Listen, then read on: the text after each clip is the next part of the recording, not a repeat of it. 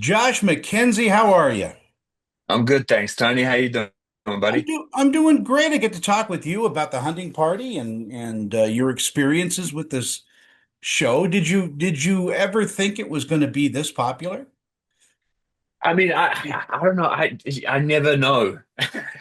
Honestly, I still don't know. Like we're so engrossed in in the making of it that we very rarely get to kind of step out and get a an audience perspective on things. So, and I'm I'm from the other side of the world. The numbers, data, it's all, goes over my head. So I really don't know. But talking to you guys and and like interacting with fans and stuff, you start to get a little bit of a perspective. And with Netflix, being released on Netflix, it's I'm starting to learn, oh wow, people are enjoying this and responding to it. And it's very rewarding. Yeah, I'm so happy that they gave the show a second season to kind of find its footing, and it Yep. really has. The writing has gotten so crisp on this.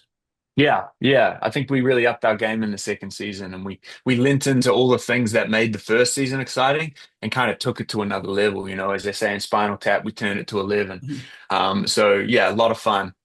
Melissa is a force to be reckoned with, isn't she? She can do anything. She can do comedy, she can do drama, and she makes a wonderful I detective. believe that, man. Yeah, she Working certainly does. She's a wonderful person too. working with her has got to be butter.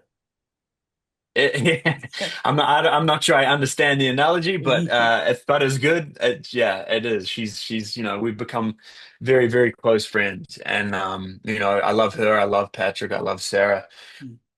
We're very lucky to have the cast that we have, and we're very lucky to be led by someone like Melissa, as our number one, our kind of our fearless leader. And me and Patrick are just there to kind of lift her up and support her, and when she's having a bad day, try and get a laugh out of her. But she's a weapon as an actor and as a person. She's just a joy to work with and so loving and generous. It really is an Yeah. anomaly sometimes in this industry to have someone as kind and thoughtful as her in charge. I want to throw out some love to Matt Frewer as well because I've known Matt for a Mm, while and he also can do anything. he certainly can. In fact, I mean, it was before my time, but after working with him, I went and checked out Max Headroom just to see what all the fuss was about. And needless to say, I had my mind blown. He's awesome, man. Yeah, and this show is just crazy good. Talk to me a little bit about your character's arc in from season one to season two. I mean, he's gotten a bit deeper. But yeah, big time. I mean, we knew from the get-go that this guy had a very strong focus, and that was to find out who his mother was. After getting given the lead from his adopted parents. And that's kind of evolved to a lot of things. It's evolved to a more, I guess, philosophical and psychological pursuit. Like, who am I? Why do I do these things? Nature versus nurture. I've killed people. He's been in the military. He's killed people on the show. Like, it's not hard for him to pull the trigger. Does that make him a serial killer? Like, Yeah. what's that? It's forced him to dissect the thought process behind these reflexive actions, And as an you know? actor, taking on that stuff must be a joy for you because it's a bit different than any other character you've played. Definitely. Yeah, definitely. It's it has been a joy. It's been a lot of fun to explore that and really dig into it with the showrunners and interrogate a lot of these big moments that we've seen, especially the, giving up, telling Bex he's given up looking for his mom, and then this coming episode which dives into more of Shane's psychology.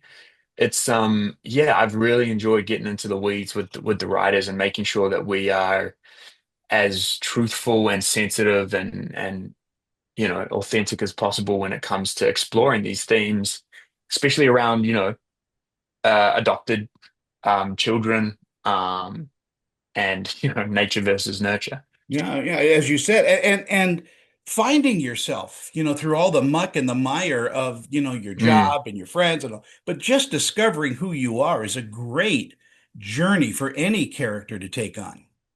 Yeah, yeah, and I think every character has that kind of element to it. I mean, that's kind of we reflect ourselves in film and TV and literature and blah blah blah blah blah. And most of that reflection is just trying to understand ourselves and our place in the world and the universe, all that kind of stuff in very different ways. But with Shane, it's very literal. It's very meta. Yeah. It's that is literally what he's doing. It's the difference between a want and a need. Like he wants something, but really he just needs to understand himself better and know who he is in a sense, accept who he is, Yeah.